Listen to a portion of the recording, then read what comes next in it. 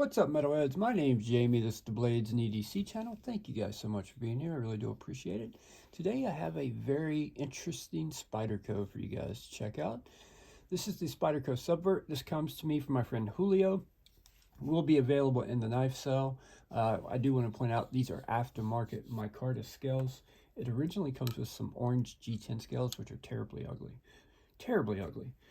But these Micarta scales that are on this knife are some of the nicest Micarta I have ever felt on any knife. So even the backspacers, look at that. Looks good and it feels amazing. Unfortunately, Julio can't remember who makes these scales. He's going to let me know if he can figure it out. Jar his memory, but man, it's a nice, some of the nicest scales I think I've ever, Micarta scales I've ever felt. So nice. They're done so well.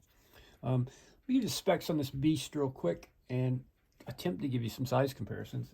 It's going to be kind of funny to see those, just FYI.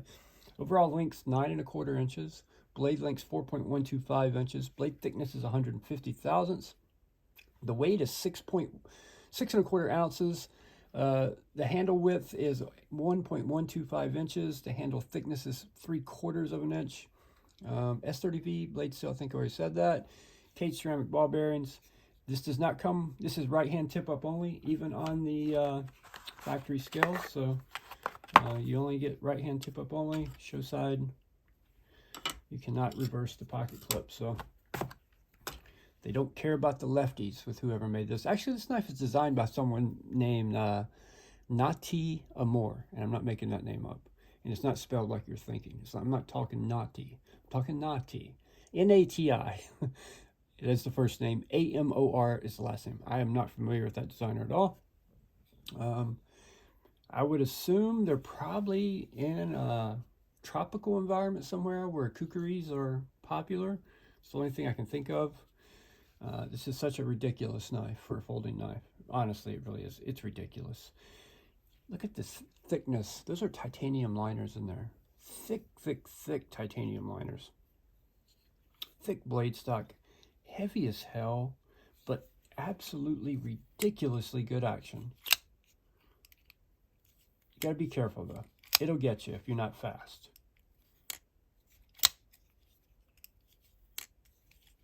Yeah, really good action on such a big knife.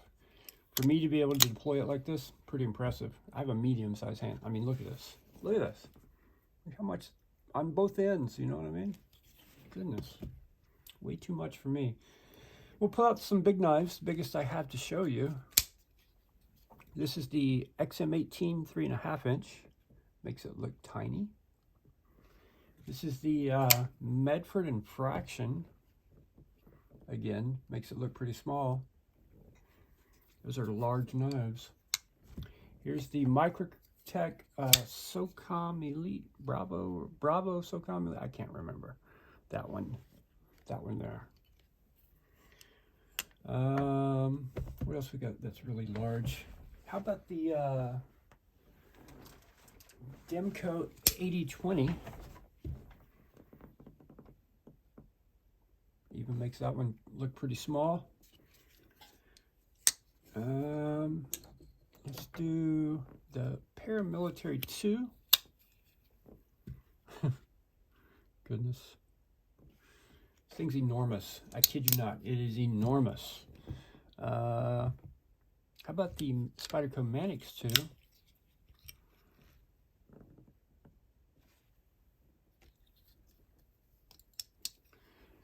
The Spyderco Yojimbo 2. What's up with all these 2s? You know what I'm saying? The Spyderco Schmuck. Just to give you some Spyderco comparisons there.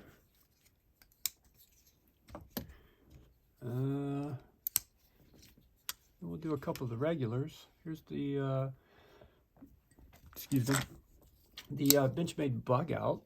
You could fit 3 of these thickness-wise. You know what I mean? That's how thick this thing is. Thicker than a Snickers. Actually, yeah, actually thicker than a Snickers. And here's the QSP Penguin. It's a giant knife. It really is. What's so crazy, what's so surprising to me about it is with as big as it is, the action is freaking amazing. it's absolutely amazing on this knife. And you got titanium pivot and hardware, titanium liners. This knife costs $400 without these scales. I don't know how much these scales were. They weren't cheap though. So whoever, if you've been looking for one of these with some nice scales, there's going to be a really good deal in the knife sale. Keep an eye out for that. If you're one of those people out there with like double XL hands, it's probably right up your alley, right? But for me, geez, I don't even think it'll fit in my pocket, honestly. That's how big it is. But overall, I mean, I can't complain about the size because, you know, it's meant to be this size. Not really anything else I can complain about with this knife. The ergos are good. The action is fantastic. The materials are great. The price is pretty steep considering, well, if you buy it new, like from a retailer, considering it comes with those scales and it's $400 and it's S30V, yeah, it's pretty steep on the price. That's one complaint I do have about it, but this one won't be that expensive. And these scales are like $100 or more, I guarantee you. Guarantee you. I don't know for sure, but these are expensive. These are higher end Micarta scales. That much I can tell you for sure, so very nice. Probably in that $100 range for these scales would be my guess. Action, amazing. You could chop a tree down with it. I mean, if you're walking, you're clearing the trail in the jungle, you could chop everything out of your way with this thing just fine. You'd be just fine.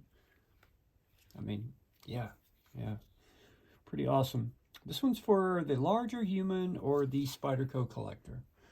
If you're one of those, you may like this knife. If you're my size, 5'10", 150 pounds, yeah, probably not gonna like this knife. Probably not gonna like this knife. But if you're 6'6", 250, this might be right up your alley. Might be right up your alley. To where you would hate something smaller, like a little native, right? You wouldn't like that knife. You'll like that one. Thank you guys so much for watching. I really do appreciate it. And I'll see you on the next one.